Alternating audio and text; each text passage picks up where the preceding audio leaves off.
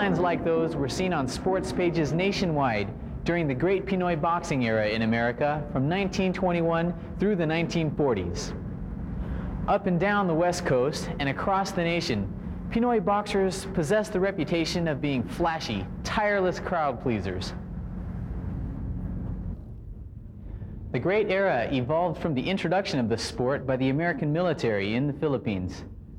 Boxing quickly became a popular sport in the Philippines, and the best of the Filipino boxers soon attracted promoters who would bring them to America and into the ring before a worldwide audience. The Great Era continued to flourish for nearly 3 decades with the steady recruitment and the high level of success of those boxers. Ultimately, it faded, with changing immigration patterns as well as changes during World War II in both the Philippines and America. The Great Pinoy boxing era produced a generation of heroes for the Filipino community, heroes scarcely recognized in today's history books. However, the Great Era lives on in the memories of those who were there to experience it, for it gave them not only heroes, but a sense of identity and a hope for equality as well. The Great Pinoy boxing era was indeed a symbolic chapter in our Filipino-American experience.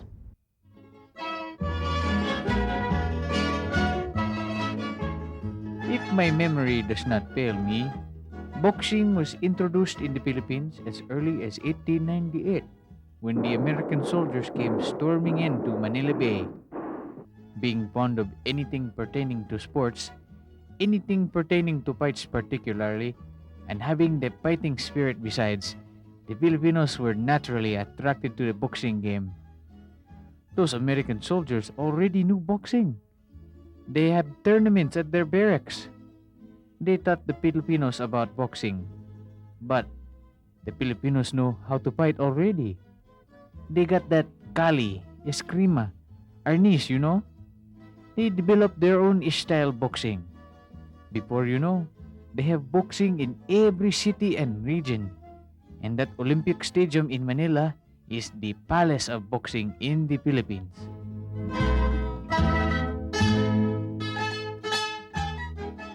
Western boxing involved frontward outstretched arms for deflecting punches and a slower flat-footed shuffle for movement. On the other hand, the Filipinos used tucked-in arms, a bobbing head for dodging punches, and quick triangular shifting of the feet for mobility. All of these concepts reminiscent of kali, eskrima, and arnis techniques. This coiled-up stance facilitated the use of a counterpunch. Nothing new to Philippine-style fighting, but a revolution to the Western technique. With the Philippine influence on fighting technique, boxing as the world knew it would never be the same. The style and the players of the game now had a Philippine accent.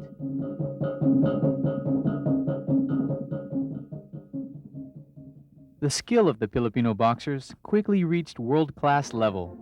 The best of the boxers ventured out of the Philippines to claim titles of nearby Australia and the Orient. Soon they began to attract American boxing promoters.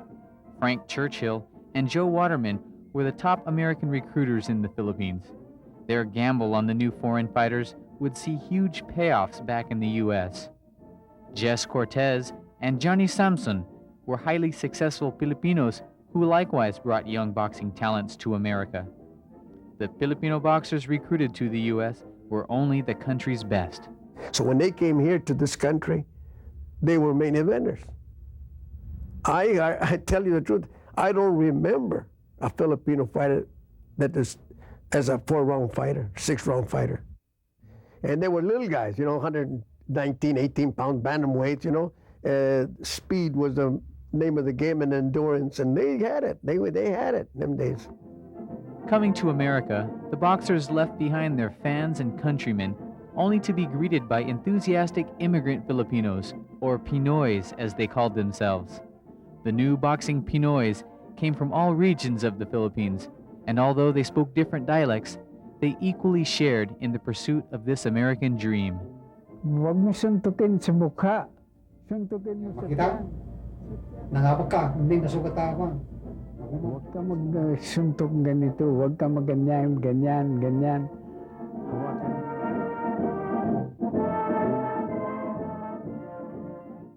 Pancho Villa put the Philippines on the map as the first Pinoy to emerge as a world champion. His career took off in a flurry of events. Unfortunately, his end came just as quickly. Villa came to the U.S. in May 1921. He quickly became a world-class contender and won the world's flyweight championship in September 1923. Just 2 years later, at the peak of his career, he made a choice that would cost him his life. Villa was to fight Jimmy McLarnin on July 4, 1925, in the Emeryville ballpark. He had an infected wisdom tooth and was advised to call the fight off. Not wanting to disappoint his countrymen, who had come from all over California and had sacrificed precious work to see him fight, he went on with the match. He lost the non-title fight in a decision, and the blows to his jaw severely aggravated his condition. 10 days following the fight, he was taken to the hospital where they pulled the infected tooth. Blood poisoning spread throughout his system, and he died at the height of his career. He was only 23 years old and still the champion. His body was shipped home for burial, and the homeland mourned his death. The entire boxing world mourned the loss of Pancho Villa. Pancho Villa's fame inspired future Pinoy boxers. He set the stage for the great Pinoy boxing era.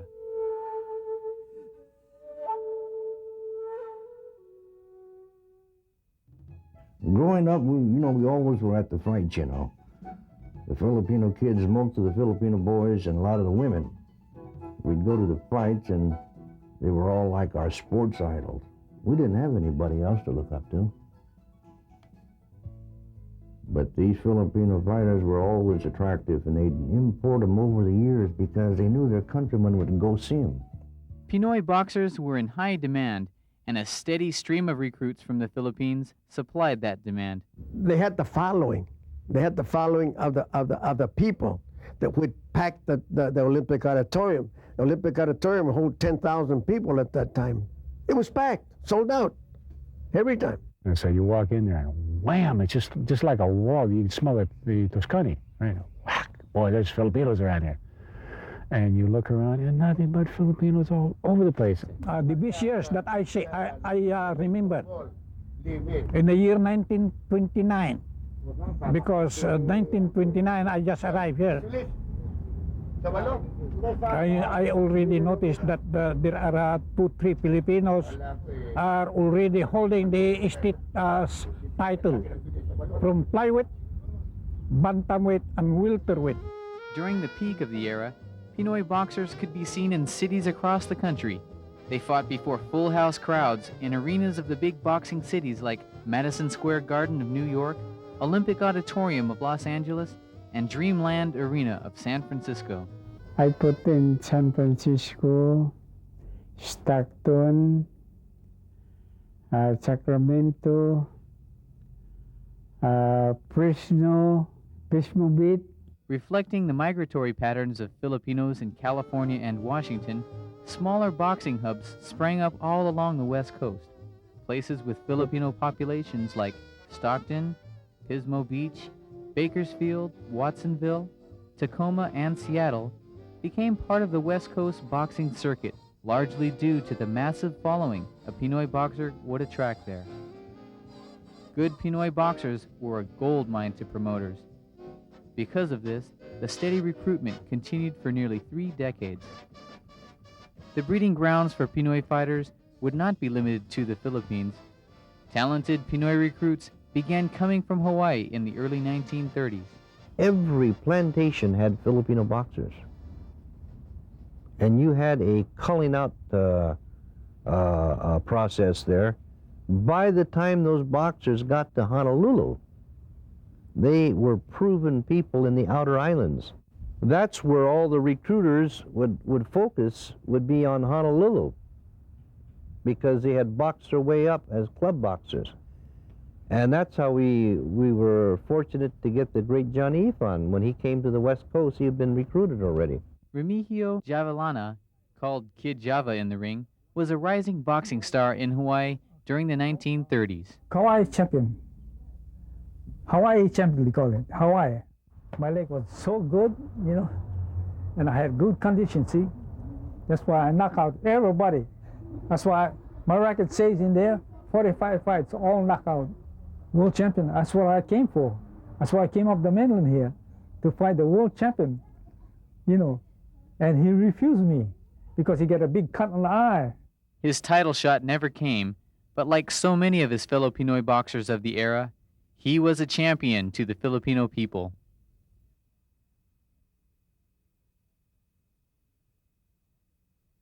Robert Ilado, also known as Little Dempsey, boxed his way to America in 1932. My fighting name is Little Dempsey, and I'm from Negros Occidental, just Bacolod, I think.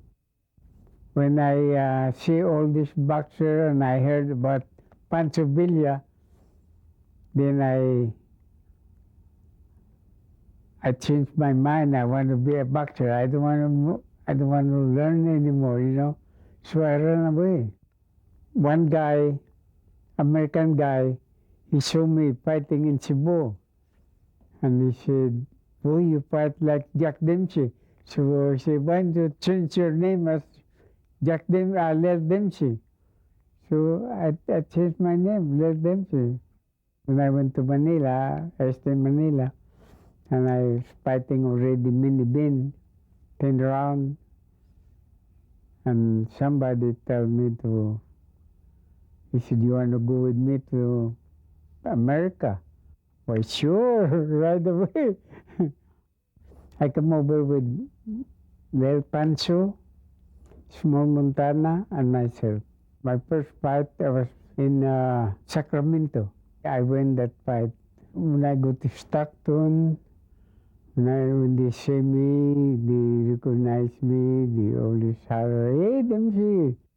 1932, still the prison. And I put Del Baba and Lolo, I get $1,000. Like his fellow Filipinos of the day, he had his own way of surviving in a land of racism and prejudice. This woman is hollering, come on, kill that monkey, you know. And I hold the guy, you know, and I show her he was in the corner. And then we're still fighting. And once we went to that corner, I hold the guy and twist it, and I blow my nose with blood, you know. And he keep quiet.